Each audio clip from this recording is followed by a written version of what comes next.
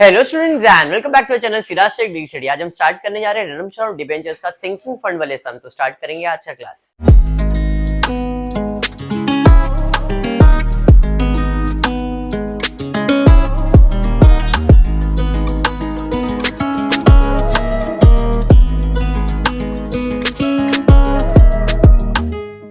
Start करते हैं redemption of debentures. इसके अंदर है ना टोटल 3 टाइप है। यहाँ पे बैलेंस शीट नहीं है। रिडम्पशन ऑफ डिबेंचर में बैलेंस शीट के सम्स नहीं आते, ठीक है। रिडम्पशन ऑफ प्रेफरेंस शेयर्स में आएगा, प्रॉफिट प्रायर इनकॉर्पोरेशन में आएगा, बट रिडम्पशन ऑफ डिबेंचर्स में बैलेंस शीट के सम्स नहीं आते हैं, ठीक है। इसमें 3 टाइप है। एक है ऑप्शन वाला, 3 अलग अलग ऑप्शंस दिए जाते हैं, हमने किया। उसके बाद है आप डिबेंचर में इन्वेस्टमेंट करते हो, और आज हम करने वाले सिंकिंग फंड। मैंने ऑलरेडी करवाया, खाली सिंकिंग फंड नहीं करवाया था, तो आज अपना फोकस रहेगा सिंकिंग फंड के अंदर। बहुत सारा ऐसा मिसकंसेप्शन है, बहुत डिफिकल्ट है। लेट्स सी कितना डिफिकल्ट है। पहले तो इसका कंसेप्ट समझो, सिंकिंग फंड है क्या। सिंकिंग फंड का मतलब है कि भाई आप इन्वेस्टमेंट करना चाह रहे हो सिंकिंग फंड में। सर नहीं समझ में आ रहा है। डिबेंचर रिडम्पशन का मतलब क्या है? डिबेंचर रिडम्पशन का मतलब क्या है कि डिबेंचर होल्डर को पैसा दे देने का, डिबेंचर होल्डर को पैसा दे देने का, अपने डिबेंचर्स वापस ले लेने के। रिडम्पशन तो वही हुआ ना। रिडम्पशन का मतलब, रिडम्पशन ऑफ प्रेफरेंस शेयर्स का मतलब क्या है? ए प्रेफरेंस शेयर, तू तेरा पैसा ले, मेरे शेयर्स वापस दे दे। रिडम्पशन ऑफ बायबैक मतलब बायबैक ऑफ शेयर्स आप लोग को नहीं, but redemption of equity shares को हम लोग बायबैक ऑफ शेयर्स कहते हैं, जो कि आपको टीवाई में आने वाला है। सेम टॉपिक है जो प्रेफरेंस शेयर्स किया ना आपने, सेम टॉपिक आने वाला है बायबैक ऑफ शेयर। नाम बदल जाएगा, टॉपिक कंसेप्ट सब सेम वही रहेगा, टीवाई में आएगा, ठीक है। तो यहां पे मैं बोल रहा हूं रिडम्पशन ऑफ डिबेंचर का मतलब है कि डिबेंचर होल्डर को पैसा देना है, और वो पैसा देने के लिए हम क्या कर रहे हैं? इन्वेस्टमेंट करने वाले हैं। कहां पे? सिंकिंग फंड में।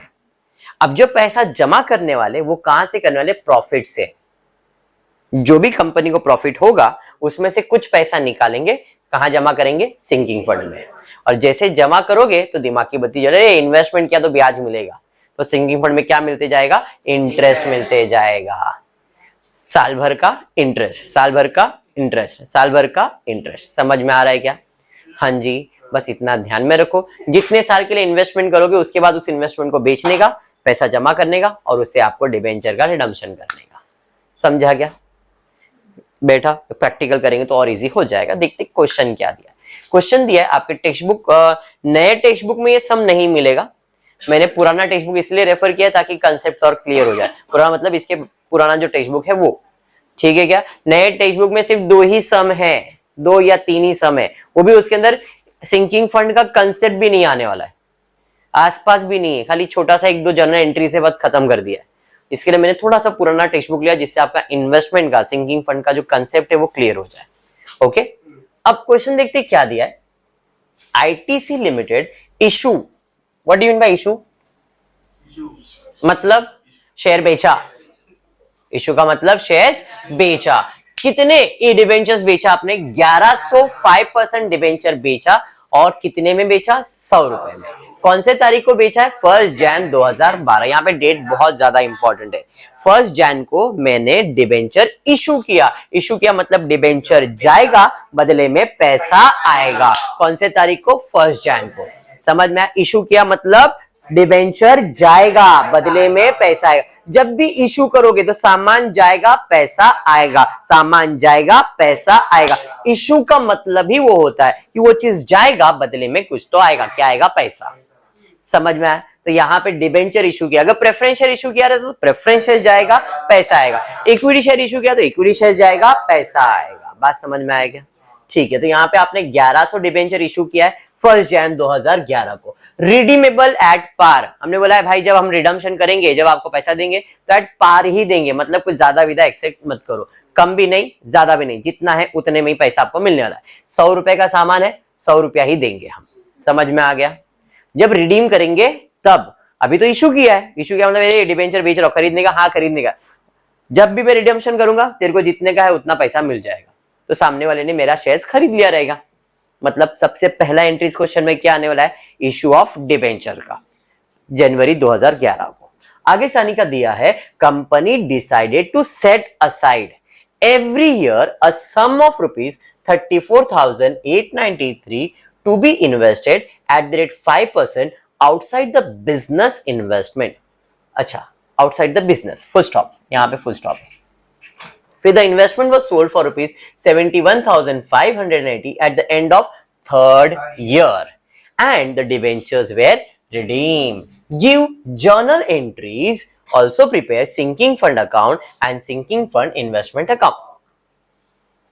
क्या समझा क्वेश्चन में कि पहले हमने डिबेंचर इशू किया और हर साल हमने कुछ 34,893 बाजू में निकाला है, क्या करने के लिए? सिंकिंग फंड में इन्वेस्ट करने के लिए, बराबर है। जहां पे आप इन्वेस्ट कर रहे हैं उसमें कितना % ब्याज मिलने वाला है? 5% ब्याज पर एनम का मिलने वाला है, बराबर है। तीसरे साल के आखिरी में हमने इन्वेस्टमेंट जो भी किया था उसे बेच दिया। कितने में बेचा? 71,580 में। समझ में आया? और उसके बाद डिबेंचर का रिडम्पशन कर दिया। स्टोरी क्या हुआ? सबसे पहला इशू हुआ, सेकेंड सिंकिंग फंड का इन्वेस्टमेंट चालू हो गया। हर साल कितना जमा करेंगे? 34,893, बराबर है। जैसे ही इन्वेस्ट करोगे क्या आ जाएगा? ब्याज आ जाएगा। तो आपका इन्वेस्टमेंट का वैल्यू बढ़ेगा कि कम होएगा? बढ़ेगा ही, क्योंकि इंटरेस्ट ऐड होगा। और ये कितने साल तक चलेगा इन्वेस्टमेंट? 3 साल। फिर 3 साल के बाद आपने ये सब क्या किया है? बेच दिया है। कितने में बेचा है? 71,580 में। अब फिर देखेंगे हमारा इन्वेस्टमेंट का वैल्यू कितना फायदा हुआ, क्या नुकसान हुआ, समझ में। और उसके बाद हम डिबेंचर का रिडम्पशन करेंगे। क्लियर हुआ क्या? कंसेप्ट बैठा दिमाग में? यहां तक क्लियर है सबको? ऐसा कोई जिसको नहीं समझ में आए? क्लियर है? पक्का पक्का पक्का पक्का क्लियर है? चलिए ठीक है, फिर कुछ दिल पे लेंगे नहीं, एक एक करके एंट्रीज को सॉल्व करेंगे। जर्नल एंट्री पहले करते, बाद में लेजर के पीछे भागेंगे, ठीक है। सबसे पहला एंट्री कौन सा आएगा बताओ? Bank account debit to yes, सबसे पहला आपका एंट्री आएगा इशू ऑफ डिबेंचर्स का 1 जनवरी 2011 टू 5% डिबेंचर अकाउंट, बदले में पैसा आएगा तो बैंक अकाउंट डेबिट। कितना डिबेंचर इशू किया? 1100 डिबेंचर्स, एक का वैल्यू 100 के हिसाब से 1,10,000, 1,10,000। अरे बात समझ में आया? मतलब फ्यूचर में मुझे डिबेंचर कितने का रिडम्पशन करने का? 1,10,000 का ही करने का, मतलब 1,10,000 होना चाहिए अपने पास। बात समझ में आया? चलिए बढ़ेंगे आगे। इसका रीजन बीइंग क्या आएगा बताओ? Being debenture issue. समझ में आया क्या? नरेशन क्लियर है बीइंग से? अब क्वेश्चन में दिया है आगे, पहला आप डिबेंचर इशू, फिर company decided to set aside every year a sum of rupees 34,893। Company ने डिसाइड किया है हर साल हम 34,008 बाजू में निकालेंगे। कब निकालेंगे? स्टार्ट में क्या एंड में? एंड में ही ना। स्टार्ट में तो निकाल ही नहीं सकते, पैसा कितना आएगा क्या आएगा मालूम थोड़ी है। तो जब एंड में होगा हिसाब किताब, तब हम क्या करेंगे? हमारे प्रॉफिट में से सानी का कितना पैसा निकालेंगे? 34,890 बाजू में निकालेंगे। क्यों? क्योंकि हमको उसको इन्वेस्ट करना है। कहां पे? सिंकिंग फंड में। तो इसका मतलब है मैं प्रॉफिट एंड लॉस के पास जाऊंगा। अब प्रॉफिट एंड लॉस नाम इसलिए लिया बिकॉज हमारे पास रिजर्व में प्रॉफिट एंड लॉस ही है, कुछ नाम नहीं दिया तो profit and loss, general reserve, profit and loss कुछ भी चलता है। मैंने प्रॉफिट एंड लॉस में से पैसा निकाला। कितना पैसा निकाला रहेगा? 34,000 है या नहीं?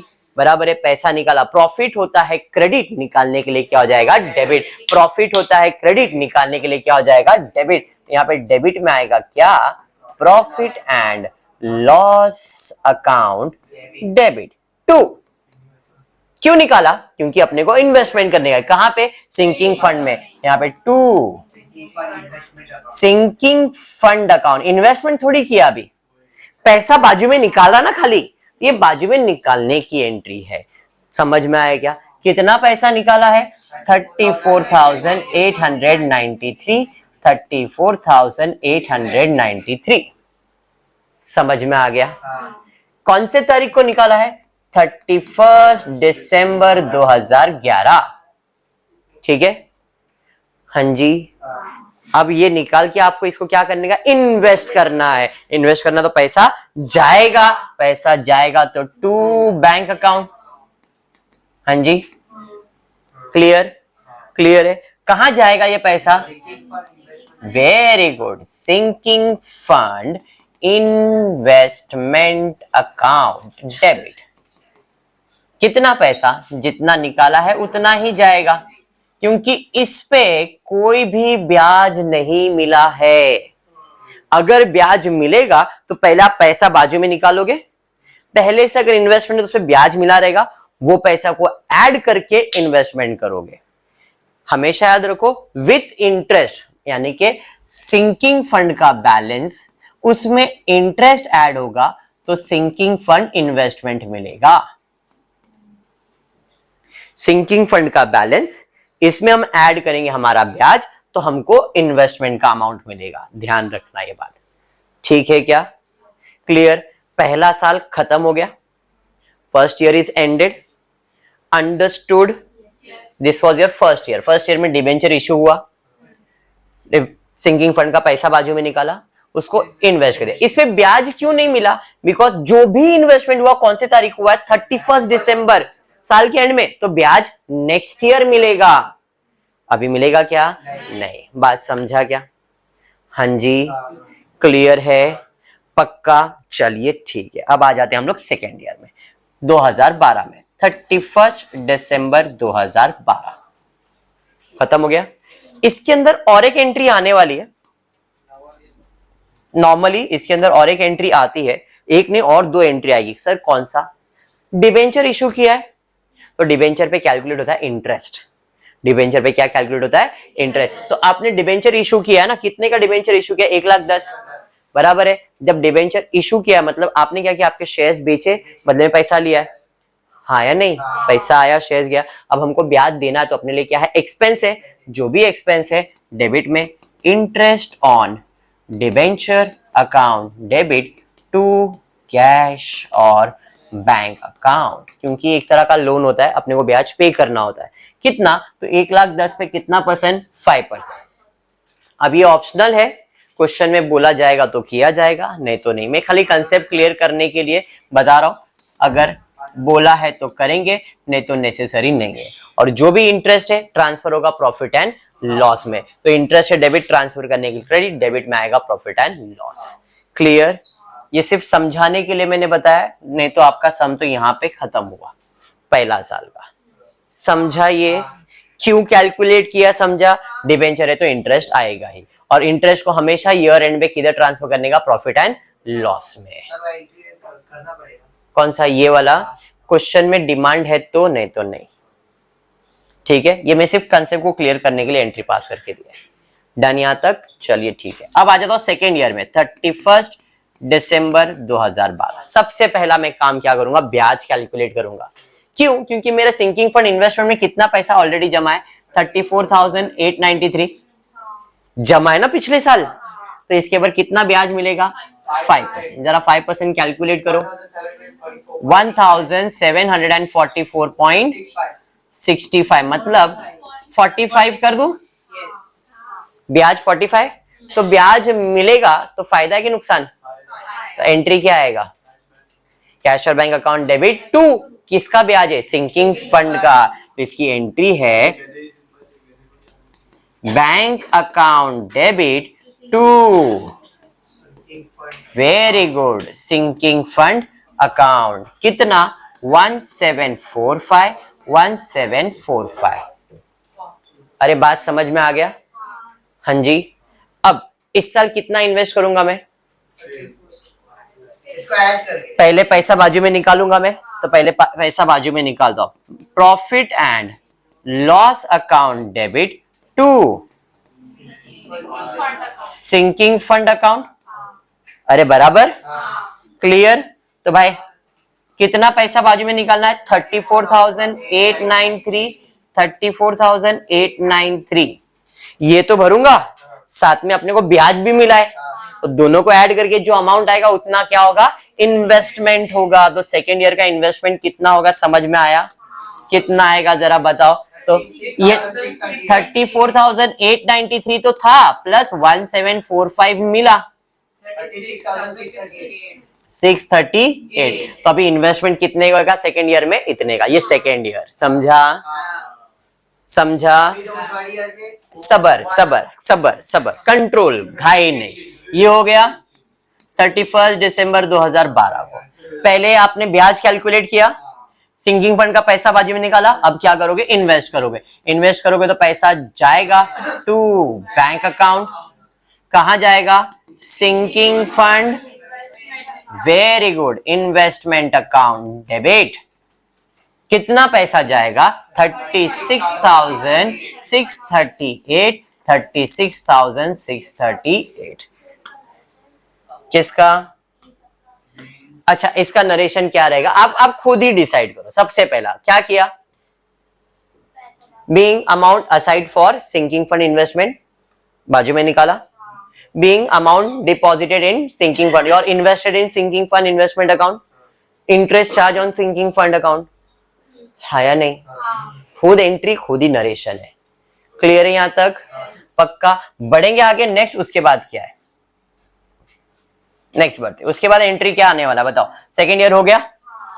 सेकेंड ईयर में इंटरेस्ट, डिवेंचर इंटरेस्ट 5,500 ही आएगा और उसको प्रॉफिट एंड लॉस में ट्रांसफर करेंगे। समझ में? अब वो एंट्री पास नहीं करा, बढ़ता हूं मैं थर्ड ईयर की तरफ। चलिए थर्ड ईयर के पास जाते हैं। थर्ड ईयर में सबसे पहला, एक ही बार कैसे? हाँ, मतलब 5,500 हर साल कैलकुलेट होएगा ना? यस। चलिए अब आ जाता हूं मैं थर्ड ईयर में। थर्ड ईयर में सबसे पहला क्या मिलेगा? इंटरेस्ट। इंटरेस्ट मिलेगा तो एंट्री क्या है? Bank account debit to sinking fund account. कितना ब्याज मिलेगा? कितना? देखो अब नहीं, मेरे पास पहले से 34,893 था, फिर मैंने नया इन्वेस्टमेंट किया 36,638 का। तो अब मेरे पास इन्वेस्टमेंट कितना पड़ा हुआ है? 71,531 रुपीस मेरा पड़ा हुआ है थर्ड ईयर में। आप देखो लॉजिक, पहले साल में मैंने जमा किया था 34,000, उस पर कोई ब्याज तो नहीं मिला था, तो मैंने उतना ही इन्वेस्टमेंट किया था। तो मेरा इन्वेस्टमेंट 34,000 का हुआ था पहले साल में। दूसरे साल में आया, दूसरे साल में मेरे को पहला जो इन्वेस्टमेंट था उसके ऊपर ब्याज मिला ना? वो ब्याज के साथ मैंने मेरा कंट्रीब्यूशन भी ऐड अप किया, तो मेरे पास अब इन्वेस्टमेंट का वैल्यू कितना जमा हो गया? 71,000। तो थर्ड ईयर में मुझे इतना वैल्यू मिलेगा।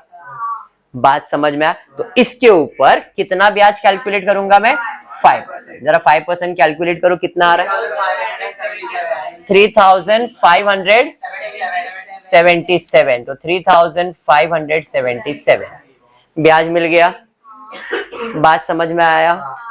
अब तीसरे साल में मेरे को पैसा बाजू में नहीं निकालने का है, क्योंकि थर्ड ईयर में मेरे को भी बेचने का इन्वेस्टमेंट बोला है। At the end of the third year investment is sold, तो सिंकिंग फंड में बाजू में निकालना है क्या? नहीं। तो ब्याज के बाद आप सिंकिंग फंड के लिए पैसा निकालते थे, वो निकालेंगे क्या? नहीं निकालेंगे। इन्वेस्टमेंट होगा क्या? नहीं। जब पैसा निकाला नहीं तो इन्वेस्टमेंट नहीं होगा। तो अपने इन्वेस्टमेंट का थर्ड ईयर में वैल्यू कितना है? 71,000। तब पैसा निकालेंगे नहीं, बट बेचेंगे तो इन्वेस्टमेंट जाएगा। इन्वेस्टमेंट आया था डेबिट, जाएगा तो क्रेडिट। तो to sinking fund investment account बराबर है कितने का इन्वेस्टमेंट है? 71,531। बेचा कितने में? कैश और बैंक अकाउंट डेबिट में बेचा कितने में? 71,580 में बेचा है। बेचा है मतलब पैसा आएगा। यहाँ पे कैश और बैंक अकाउंट डेबिट 71,580। बात समझ में आ गया? आज मेरा कीमत है 71,531, बेचा 80 में, ज्यादा में बेचा है मतलब फायदा है। तो टू जो भी फायदा है वो जाएगा सिंकिंग फंड अकाउंट में, इन्वेस्टमेंट में नहीं। कितना? डन, समझ में आ गया? डन मतलब इन्वेस्टमेंट किया था, इन्वेस्टमेंट बेच दिया, पैसा आ गया। अब पैसा आया तो अपने को क्या करने का है? डिबेंचर का रिडम्पशन करना है। डिबेंचर का रिडम, हाँ जी, लास्ट ईयर में अभी इन्वेस्टमेंट किया नहीं तो कैसे निकालेंगे? कहाँ निकाला मैंने? हाँ ठीक है, अब हम डिबेंचर का रिडम्पशन करेंगे। चलो चलो ध्यान दो, डिबेंचर का रिडम्पशन करें। डिबेंचर होता है क्रेडिट, रिडम्पशन करने के लिए डेबिट, तो 5% redeemable debenture account debit to, पैसा किसे देना है? डिबेंचर होल्डर अकाउंट को। कितना पैसा देने का है? 1,10,000, 1,10,000 बराबर है। इसके लिए पूरा पैसा अपने पास जो सिंकिंग फंड है वही आया हुआ है, मतलब कोई रिजर्व वगैरह यूज किया है कि यहाँ पे? नहीं, जो रिजर्व नहीं किया तो डायरेक्टली इसको पेमेंट करेंगे, तो पैसा जाएगा टू कैश और बैंक अकाउंट। डेबिट में क्या आ जाएगा? Debenture holder account debit. कितना? 1,10,000, 1,10,000। क्लियर? अब क्या करने का है? रिजर्व्स में पैसा जमा करके देखना है कि अपने पास कितना पैसा जमा है, तो उसके लिए अपने को क्या करना पड़ेगा? सिंकिंग फंड अकाउंट जो बनाया है वो चेक करना पड़ेगा। चलो देखते हैं सिंकिंग फंड अकाउंट कितना पैसा अपने पास सिंकिंग फंड में जमा है। क्वेश्चन में सिंकिंग फंड अकाउंट भी पूछा है शायद, अगर आप देखोगे क्वेश्चन में 2 अकाउंट पूछा है, sinking fund investment account and sinking fund account. By default sinking fund account बनाना था, तो अभी रफ में मैं इधर बना के दिखा रहा हूं, बट फेयर भी ऐसा ही बनने वाला है। एक है सिंकिंग फंड अकाउंट, एक है sinking fund investment account. Entry के हिसाब से जाओ, ज्यादा दिल पे लो मत। पहले साल में सिंकिंग फंड क्रेडिट में है 34,893। फिर सिंकिंग फंड इन्वेस्टमेंट है, डेबिट में कितना है? 34,893। इधर क्या लिखोगे? By profit and loss account, ये लिखते हैं ना? समझ में आ गया? सेकेंड ईयर में इधर क्या आ जाएगा? टू। समझ में आ गया? और कुछ है पहले साल में? नहीं। क्लोज करो। 34,893 टू बैलेंस कैरी डाउन, इधर से आ जाएंगे बाय बैलेंस कैरी डाउन 34,893। अरे हाँ, यहाँ पे कैरी डाउन, यहाँ पे ब्रॉट डाउन। क्लियर है क्या? यहाँ पे जाएंगे 34,893 balance 34,893 by balance carry down, इधर से इधर टू बैलेंस ब्रॉट डाउन 34,893। समझा? सेकेंड ईयर में जाते हैं। सेकेंड ईयर में सिंकिंग फंड क्रेडिट में है, सिंकिंग फंड क्रेडिट में 1745 बाय बैंक अकाउंट, पहला वाला एंट्री। फिर सिंकिंग फंड में और क्रेडिट हो रहा है 34,893, सिंकिंग फंड क्रेडिट हुआ ना। इन्वेस्टमेंट डेबिट हो गया 36,638। और कुछ है क्या? नहीं। फिर थर्ड ईयर चालू हो गया, बराबर है। तो भाई सेकेंड ईयर में इतना ही है, इसका टोटल ले लेंगे 71,531। सेम 71,531, इधर से इधर आ जाओगे 71,531। अरे बात समझ में आ रहा है? ये आपका लेजर है, ऐसा लेजर बनता है। अब सेम गोज विथ ईयर, इसका भी टोटल करके देखो 71,531, सेम गोज 71,531। इधर का क्लोजिंग तो इधर का ओपनिंग 71,531। अरे बात समझा? Very good. अब थर्ड ईयर में आ जाते, यहाँ पे थर्ड ईयर में सिंकिंग फंड में क्रेडिट हो गया है, बराबर है। चलिए ठीक है,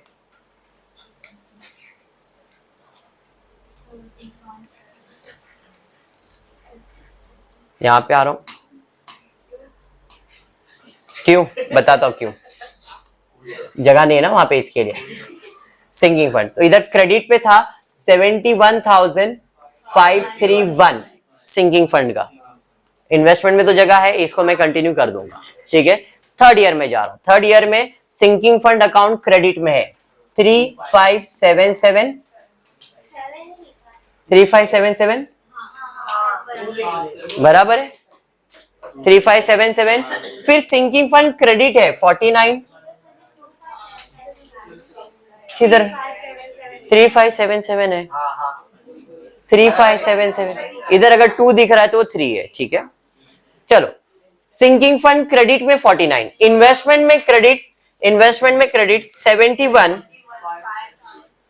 531, फिर सिंकिंग फंड नहीं है, डन। देखो अब ये टैली हो गया, इन्वेस्टमेंट टैली यहां पे आ रही, इसको क्लोज करेंगे, इसका टोटल ले लो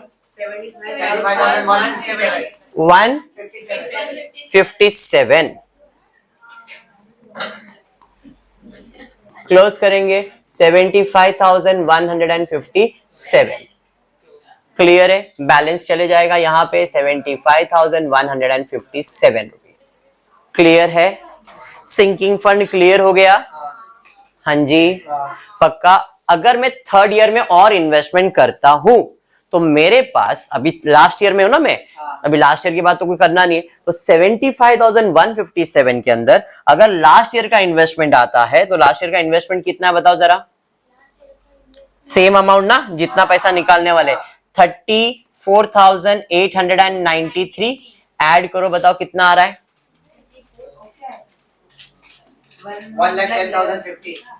1,10,50। मतलब ये है कि जो जनरल रिजर्व में मैं पैसा ट्रांसफर करूंगा सिंकिंग फंड के लिए, कितना पैसा ट्रांसफर करूंगा 1,10,50 रुपीज। सर ये कहां से आया सर? हाँ सर मेरे को मालूम था ये सवाल आएगा। थर्ड ईयर में मैंने इन्वेस्टमेंट बेच दिया है, लेकिन मेरा पॉलिसी है मैं हर साल रिजर्व निकालता हूं, तो मेरा सिंकिंग फंड का इन्वेस्टमेंट का वैल्यू कितना है 75,157 था, मैंने इन्वेस्ट करके रखा था रिजर्व्स के लिए। और थर्ड ईयर में अगर और 34,000 का रिजर्व बनाता हूं मैं, तो मेरा इन्वेस्टमेंट का वैल्यू कितना बन जाता है, फंड का वैल्यू 1,10,000। थर्ड ईयर में एट द एंड निकालना है ना पैसा, तो ये पूरा पैसा कहां जाएगा जनरल रिजर्व में, तो 2 जनरल रिजर्व और सारा पैसा कहां आया सिंकिंग फंड अकाउंट डेबिट, कितना 110,005 वही है ना 110,050 क्या ये इन्वेस्टमेंट करेंगे तो डेबिट हो गया, खत्म। ये टैली नहीं होगा, इसमें बैलेंस आएगा बेटा। इन्वेस्टमेंट तो आया और खत्म हो गया ना, इन्वेस्टमेंट बेच दिया ना इन्वेस्टमेंट को, तो इसके लिए वो टैली हो गया, बट पैसा फंड का तो अपने पास जमा हुआ है ना। टॉपिक समझा क्या? अब मैं ऐसे टाइप का और एक दो सम लेता हूं ताकि तुमको तो क्वालिटी है ना उसका समझ में आ जाए क्या करने का, ठीक है। आज के लिए इतना ही करते हो। फिर आपको वीडियो पसंद आए तो प्लीज वीडियो को लाइक कर देना, फ्रेंड्स ग्रुप में शेयर करना, चैनल को सब्सक्राइब करना। Thank you for watching the video.